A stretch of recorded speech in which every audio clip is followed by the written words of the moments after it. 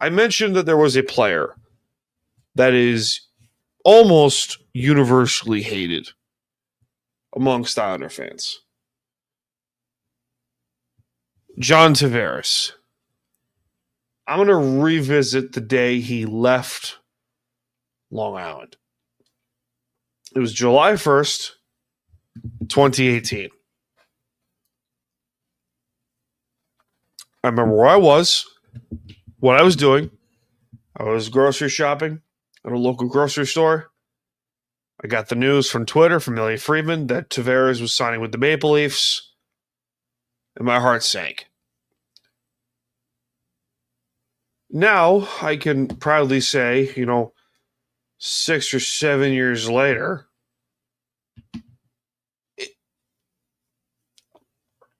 it is what it is. I mean, listen, one of my great flaws amongst sports fandom is I like to see two sides of the same coin.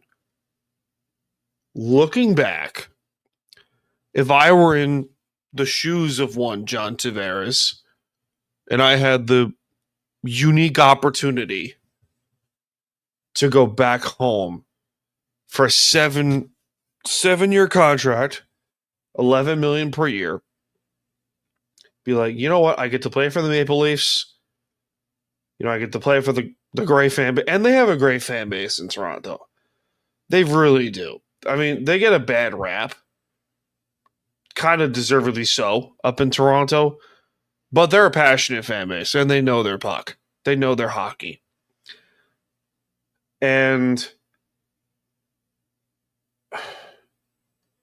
I went to the first Islander home game that Tavares came as a visitor. His first game back at Nassau Coliseum was a member of the Leafs.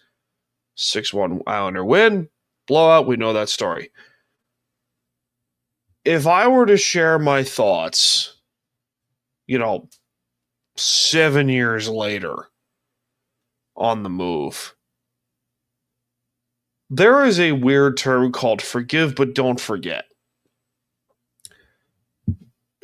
I understand why Islander fans are weirdly hesitant to forgive the guy. Because it's not the fact that he left, it's how he did it. And I can look back with confidence and say, you know what? I can't blame him. You can't blame the guy for having the opportunity to go home and play for your home team. I would.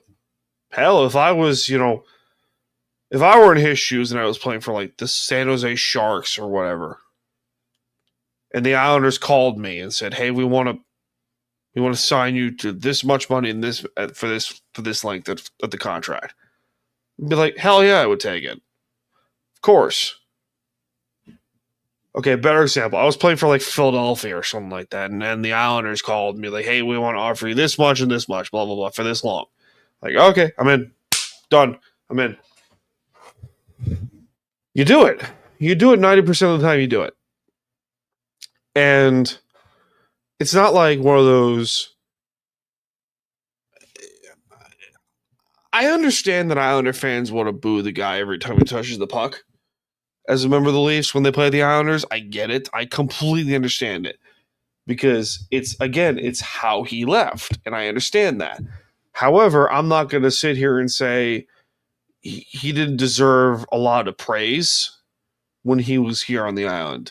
He did. He was the face of the franchise for a long time, and all things considered. He was the face of the franchise for nearly a decade. Nearly a decade and a captain for 6 years. Yeah, he's going to get his flowers. His number's not going to get retired because that belongs to Butch Goring because, saltiness, and I get it. Also, Butch Goring won 4 cups with this franchise. Was part of the 4-cup dynasty. Let's be honest here. Also, that's one of the greatest trades in franchise history to get Butch Goring from the Los Angeles Kings. Also, former Islander coach, Butch Goring. I digress. Looking back, how would I view this move? I don't really have like a definitive answer, so I don't sound like an ESPN gas bag. But if I were to, you know,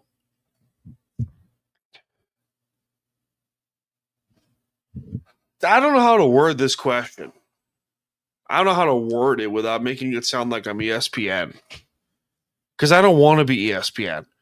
I want to be me. And me is different. And not like, oh, how does this affect LeBron's legacy? Look, we as fans are entitled to our opinion of what we believe is. Donna, you okay? Hi, Bubba. Sorry, my cat. If I were to share emotions from then to now, obviously they changed because I've matured as a person as opposed to 7 years ago. 7 years ago I was dumb, young, and immature. And premature, depending on how you put it.